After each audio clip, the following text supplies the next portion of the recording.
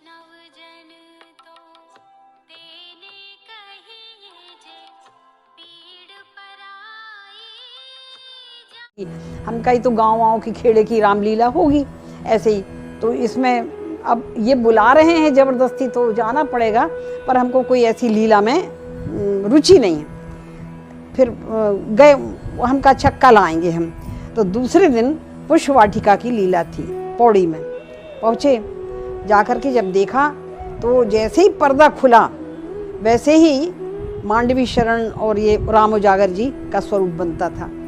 तो ये जब देखे तो हमको लगा कि ये सामान्य ये लीला के स्वरूप नहीं हैं, कोई अद्भुत हैं, इनमें अलौकिक हैं, ऐसा दिखाई दिया।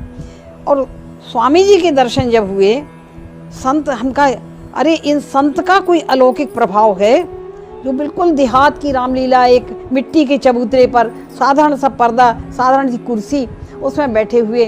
पर जब महाराज जी के दर्शन हुए तो अच्छा, लीला जब शुरू हुई तो लीला में थी तो पुष्प वाटिका की लीला, पर अपने आप अश्रु प्रवाह होने लगा उसमें, लीला में ही ऐसा अश्रु प्रवाह हुआ। तो बच्चे भी गए थे साथ में, दर्शन हुए, सरकार के दर्शन हुए। उसके बाद कुछ आकर्षण दिखाई दिया। हम कहा ये राम भक्त हैं और लगता है कि हमारी आराधना के अनुकूल ये हमारे इष्ट हो सकते हैं। ऐसा करके फिर रीवा पधारे सरकार, क्योंकि रीवा में अधिवेशन होता था उसके बाद ही। तो अधिवेशन में जब हम लोग गए, वहाँ उनके सरकार के प्रवचन सुने और उन्होंने बोलने का आग्रह हमसे किया कि बोलिए आप। और जब हम बोले हैं तो उसमें कुछ थोड़ा सा बोला, पर बोलने में मतलब साधारण बोले, हर प्रातः और सायंकाल। और सरकार का प्रवचन सुना, एकदम भीतर से ऐसा लगा कि यही हमारे गुरुदेव होने के योग्य हैं, हम इन्हीं को बनाएंगे, कोई दूसरा संसार में हो ही नहीं सकता। तो दिसंबर में 74 दिसंबर में उपरेहटी में जो मंदिर था, इनका महाराजा का मंदिर है जिसमें दुबे जी रहती थी, वहीं हमारी दीक्षा हुई। तो सरकार ने, हमारे गुरुदेव भगवान ने बड़े ही प्रसन्न होकर के और ये कहा कि गुरु ही मिल जाना बहुत अच्छी बात नहीं है, सद शिष्य मिलना भी एक बहुत बड़ी बात है, सरकार ने ये कहा। और फिर तो जितने उनके आयोजन होते थे उसमें जाने लगे हम लोग। पर उसके बाद ही एक घटना घटी। देखिए, जैसे ही सरकार की दीक्षा ली, सरकार को हमने, अपने गुरुजी को अपने यहाँ जहाँ निवास था वहाँ आमंत्रण बुलाया, प्रार्थना की। तो सरकार आए, स्वामी जी महाराज आए। हमारी जो छात्रावास की भी मैं अधीक्षक थी, तो वहाँ भी छात्रावास में सरकार का प्रवचन कराया। लड़कियाँ, छात्राएं बहुत प्रभावित हुई और सरकार 4-5 दिन रहे, वहाँ रुके हुए। तो वहीं की एक घटना है। देखिए, सरकार जब पधारे थे तो उस समय रामवन में एक मानस चतुशताब्दी का समारोह चल रहा था। तो उसमें ट्रेनिंग के लिए बुलाया था, कहा कि जितने यहाँ रामायणी हैं और प्रसिद्ध लोग वहाँ आएँ तो उनको एक अच्छा सर्टिफिकेट मिलेगा। तो हमको बुलाया। तो अब सरकार हमारे यहाँ रुक गए थे, तो हमने कहा कि हम ना जा पाएंगे।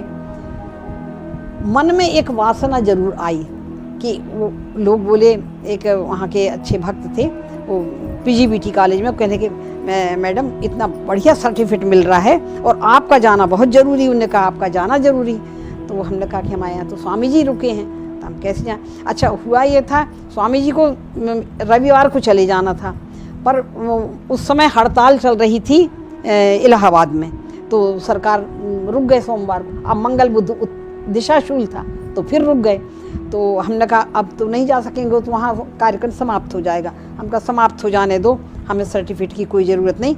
बड़े भाग्य से सरकार और रुक गए हैं स्वामी जी, तो हमारा कितना अहोभाग्य कि हमारे गुरुदेव हमारे घर में रुके हैं, अपने आप रुक गए। ये भगवान की कुछ लीला थी।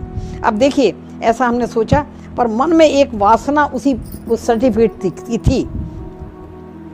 सरकार रुके हैं, जो वहाँ ट्रेनिंग देने वाले थे मदन मोहनलाल जी मिश्र बनारस के, वो जो वहाँ ट्रेनिंग देने आए थे, वो स्वयं ही हमारे घर पर आए और वो सर्टिफिकेट लेकर के आए। और उसमें लिखा था कि इन्होंने 7 दिन रामवन में वो मानस चतुशताब्दी का ये कार्यक्रम अटेंड किया और उनको ये सर्टिफिकेट दिया जाता है।